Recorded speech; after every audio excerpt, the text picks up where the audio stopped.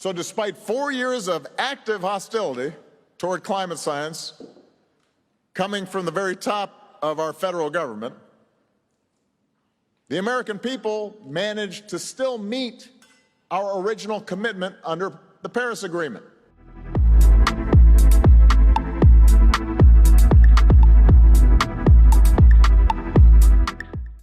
So, Paris showed the world that progress is possible, created a framework. Important work was done there, and important work has been done here. That is the good news. Now for the bad news. We are nowhere near where we need to be yet. For starters, despite the progress that Paris represented, most countries have failed to meet the action plans that they set 6 years ago.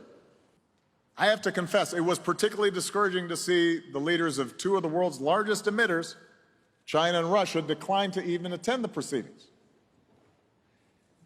And their national plans so far reflect what appears to be a dangerous lack of urgency, a willingness to maintain the status quo on the part of those governments. And that's a shame. We need advanced economies like the U.S. and Europe leading on this issue.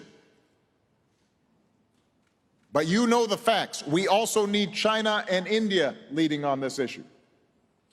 We need Russia leading on this issue, just as we need Indonesia and South Africa and Brazil leading on this issue.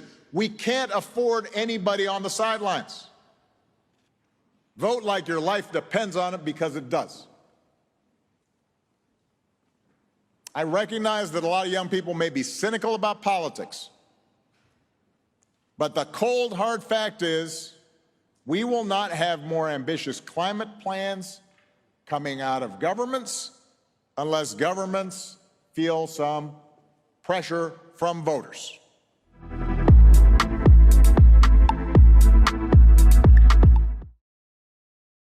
We call it global climate change, and it is, but it affects each of us no matter where we live, in your city, your town, or your farm. Climate change is having its effect. The more people we are on the planet, the less resources there are for each of us. In my lifetime, we've eradicated 2/3 of wildlife on planet Earth. Almost like a mind-boggling scale of loss of life.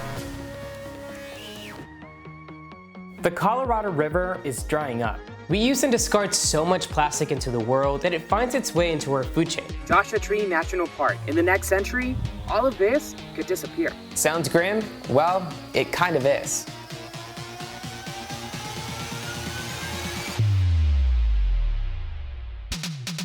I want to build a compost site and help that community stand on their feet. That's what Compost Power is about. It's about just giving the power to the people. I think really we are in the situation that Noah was in. And the question now is, what can we save? How else can I give back? How else can I make my energy matter? We as tribal people, we're very dedicated to our homelands.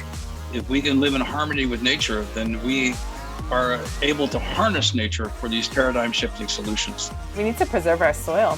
I mean, the good news is we can build it. Only what you love would you protect, and only what you learn about can you come to love.